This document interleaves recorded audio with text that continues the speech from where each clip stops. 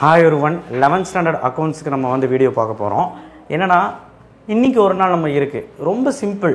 11th ஸ்டாண்டர்டுக்கு நேற்றே நம்ம video போட்டாச்சு, லாஸ்ட் மினிட் கொஸ்டின் சொல்லிவிட்டு.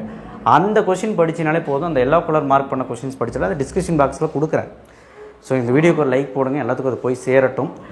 ஸோ என்னென்னா ஜேர்னல் என்ட்ரி யூனிட் 3ல் வந்து பார்த்தீங்கன்னா ஒரு இல்லுஸ்ட்ரேஷனில் ஒரு 2 சம்மும், நீ எக்ஸசைஸில் ஒரு 2 சம் மெத்தட் போட்டுப்பார். நீ ஃபார்மேட் படித்து நல்லபடியாக கரெக்டாக கிரெடிட் எது டெபிட் எதுன்னு கரெக்டாக உனக்கு தெரியணும், கொஸ்டின் புரிஞ்சு போடணும்.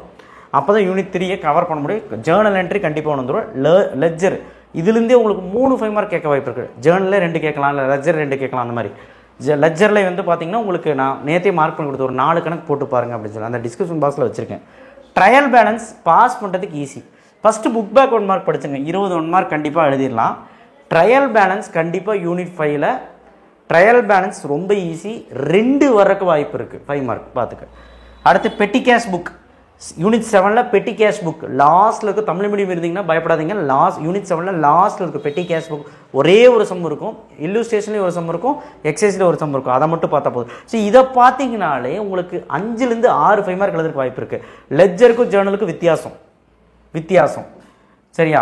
அடுத்தது கேஷ் டிஸ்கவுண்ட், ட்ரேட் டிஸ்கவுண்ட் வித்தியாசம். இந்த 2 வித்தியாசத்தில் ஏதோ ஒரு வித்தியாசம் 5 மார்க்கில் வந்துடும்.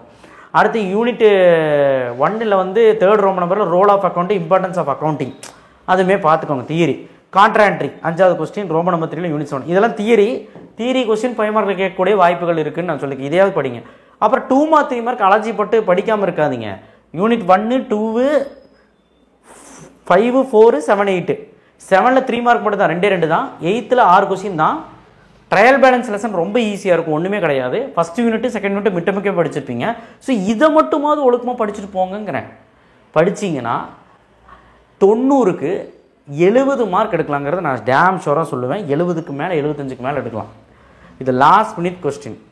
ஸோ இதை நீங்கள் பண்ணுங்கள். சார் 2 மார்க் மார்க்கில் படிக்க முடியாது அப்படின்னா first unit second unit trial balance unit அந்த 5வது யூனிட்டு, அப்புறம் ஏதோ ஒரு யூனிட் ஒன்று பிடிச்சது 4 யூனிட்டையாவது ஒழுக்கமாக பார்த்துட்டு போ. தியரி கொஸ்டின் 2 மார்க் 3 மார்க் நான் கொடுத்தது பார்த்துட்டு இந்த 5 மார்க்ஸ் எல்லாம் பார்த்துட்டு போ. இதில் என்னென்ன சம் போடணும் அப்படின்னு சொல்லிட்டு இந்த செஷன்லாம் என்னென்ன சம் போடணும்னு சொல்லி நேற்றே வீடியோ கொடுத்துட்டேன், டிஸ்கிரிப்ஷன் பாக்ஸில் இருக்குது. நீ பாஸ் மேலே நல்ல மார்க்கே எடுத்துடலாம். 1 மார்க் 20 கரெக்ட் ஆகிட்டீங்கன்னா கண்டிப்பாக 70 எடுக்கிற யாருனாலையும் தடுக்க முடியாது. ஸோ அவ்வளோதான், நல்லபடியாக பண்ணுங்கள். தேங்க்யூ.